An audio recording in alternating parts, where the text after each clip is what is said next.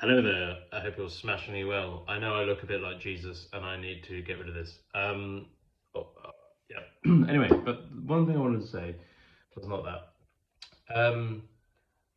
Somebody that I know made a video about the difference between a small voice and a big voice, and whether you're born with a big voice and whether you can train it. The thing is with that is what it comes down to is actually a low larynx.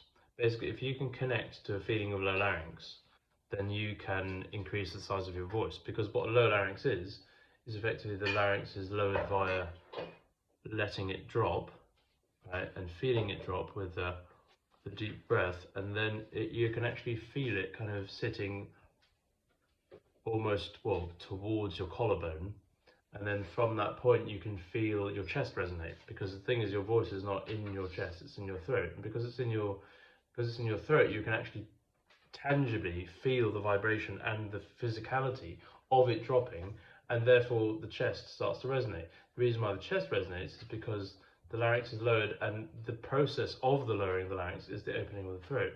So basically you're creating more of an acoustic chamber within the throat, ironically also the chest, because it's acting like a soundboard, and then that's creating that openness for the rest of your voice to resonate in. This is why people can train their voices in quite a bright way and then connect to the feeling of low larynx, and they can make higher resonance deeper through that idea. Effectively, this is why I teach this concept, referring it to as a sandwich of singing.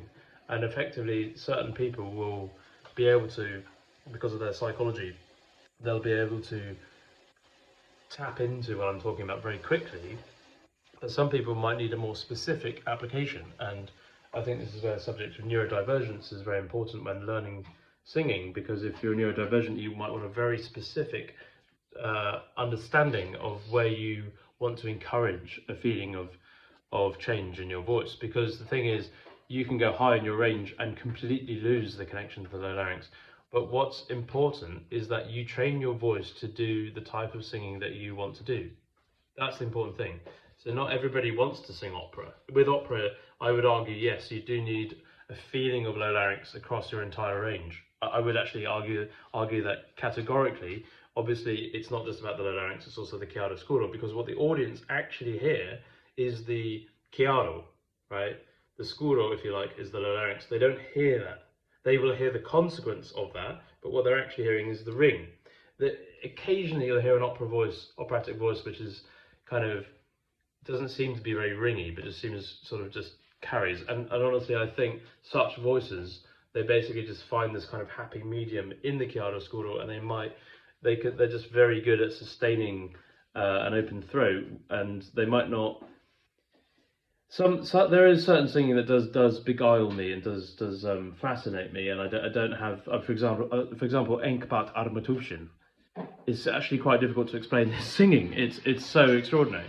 But you know, most operatic singers, they're loud because they have a lot of squillo.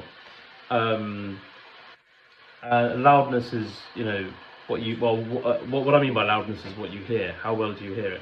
But you see, the thing is that with rock singing is you want to, like, for example, I was listening to Phil Anselmo of Pantera. Is that feeling, is actually like kind of going towards the low larynx. And then that, you build your voice on that sensation. That's why you hear so much in rock singing and yeah, oh, yeah. You see, the thing is, you can only do that healthily if you're very engaged here. And actually, you learn to be engaged here through the squillo of the sound.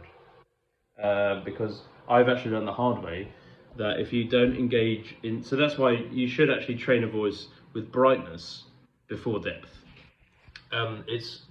You could argue that you could do both, but it depends on the music. You know, if someone's learning to sing Otello, you know, that's the first thing that, you know, the Verdi role, that's the first thing they ever sung, then yes, maybe they should tackle the low larynx and the squillo at the same time. But if you're learning, you know, musical theatre repertoire or a lot of pop singing, you actually only really want the low larynx in the low range. Because actually, if you go low larynx high, you'll sound like, you know, an opera singer. You won't sound like a rock singer. And actually, rock singers get the low larynx, as I've also discovered, as I said, through that sort of sounds. And I'm going to make a video soon on the relationship between like, I suppose, rock singing and opera. I'm going to do that quite soon.